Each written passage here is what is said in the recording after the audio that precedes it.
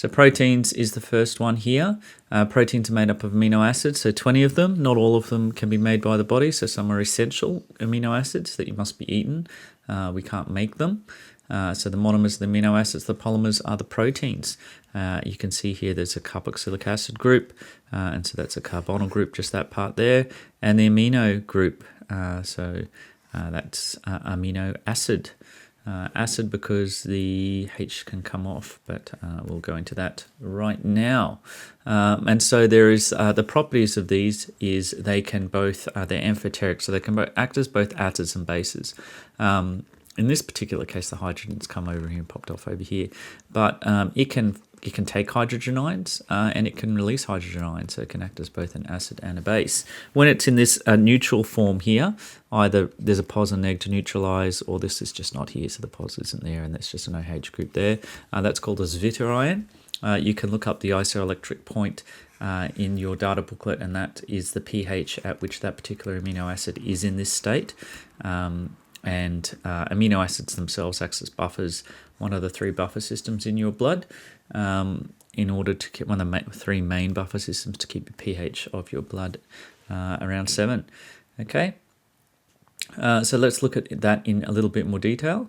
And so what you'll see here, we might use this diagram here. If you increase the pH of the system, you are basically adding more OH minuses, or basically removing H pluses.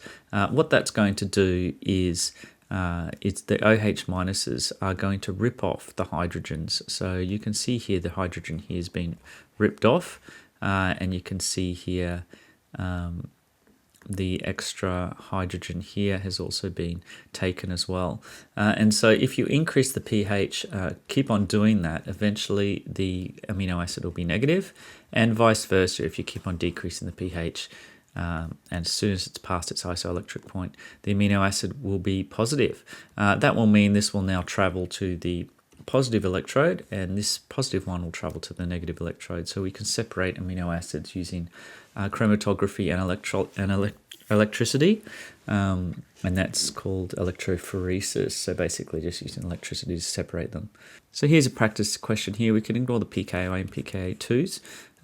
So the pH is 5 and the isoelectric point is 6. So that means that there is far too many H pluses.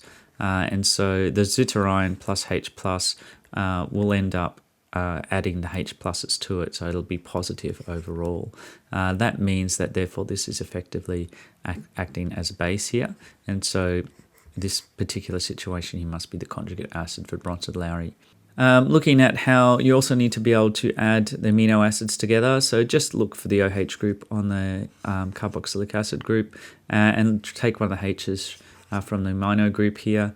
That removes the water, and that's how you get your peptide bond. So you must know how to either create a peptide bond or destroy it and go in the opposite direction. Looking at protein structure now, this is a common question: primary, secondary, tertiary, and quaternary structure. Let's do quaternary first. Basically, you get the protein itself sometimes has 4 identical units that all stick together.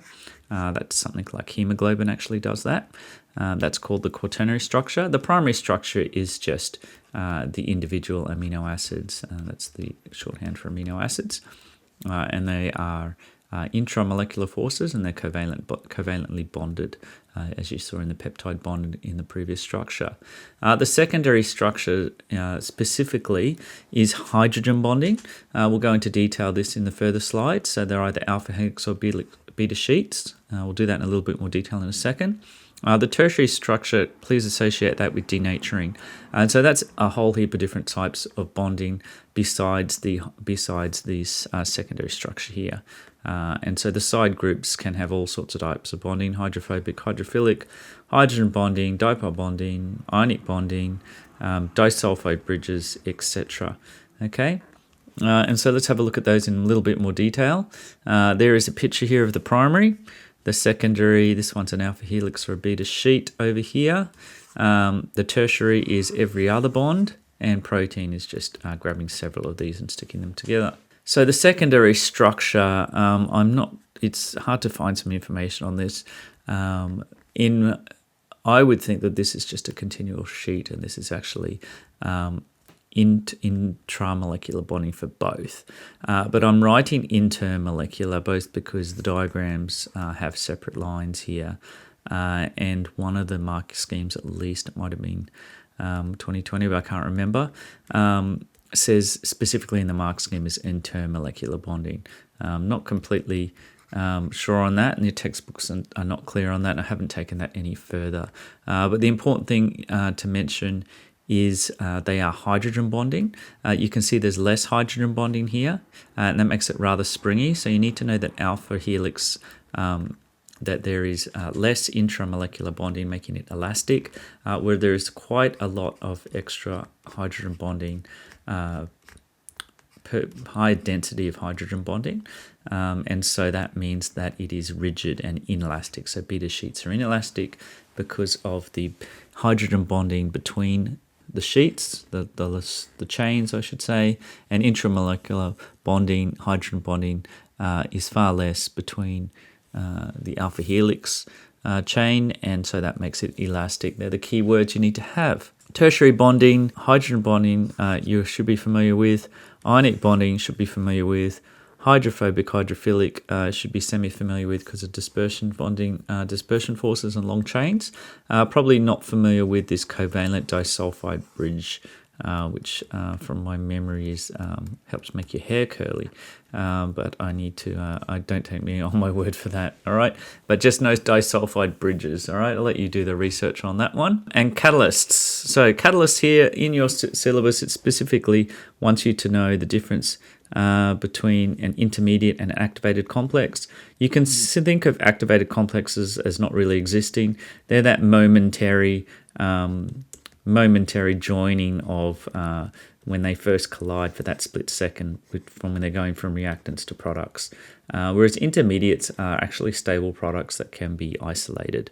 And so you need to know how that works. Catalysts also, as you should know by now, lowering the activation energy so that they set them up, hold them in a specific situation, or cause stress on bonds in a specific way in order to make the reactants turn into products easier. So keywords for enzymes, the reactant is called substrate now, the product is still called product.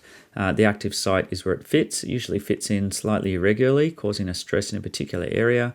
That stress makes it much easier for that bond to break. Therefore, the activation energy is lowered. If you can add cofactors here to make this work better. You can add inhibitors here. Two types of inhibitors. They can be here or here. I think the biols might be talking about that, or it might have been removed. So cofactors help, and they will help the active site cause the substrates to turn into products. Okay, so just be aware of those keywords if you're asked to talk about key features of enzymes. This one here I originally thought was extra, and I was going to delete it. I've gone through and deleted all my extra stuff, but I found this one pop up in one of the mark schemes and questions. And so we'll cover the difference between organic and inorganic catalysts. So inorganic catalysts are usually metals. They're not very specific. They can be with a solid mixed in a liquid, or they can be in various forms. They're quite stable at high temperatures and pressures because they're just metals, and they are a relatively small increase in rates. So what's the difference? The difference is proteins are very, very specific, but also very, very specific in what they can react with, if I can find my pen, and extremely fast. We're talking like up to 1 million times faster. The problem is they are also very sensitive, so that many things can inhibit them. Temperature and pressure things can stop them working, can have them not work altogether.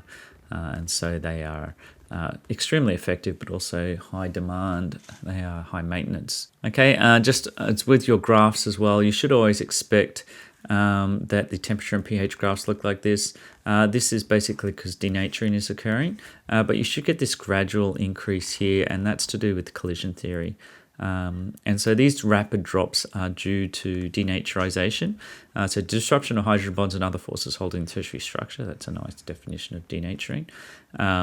Whereas here, the pHs, pH is slightly different, hydrogen ion concentrations making various areas pos and neg. But this one here is just going slow because it's just cold. So rates of reaction, collision theory, so more collisions, higher probability that's in the correct 3D orientation, and higher probability that the collision will have enough activation energy. So no getting out of almost anything really. I think in this topic alone, you've seen that I've used the periodic table and rates of reaction, and have thrown in stoichiometry as well. So it really is, the chemistry really is a 2-year course, which is a little bit different to physics and bio. Okay, effect of heavy metals on ions. Just be aware that heavy metals affect the sulfide bridges, so they stop those covalent bonding and so affect the tertiary structure. Okay, so that's a rather specific point to have in mind as well.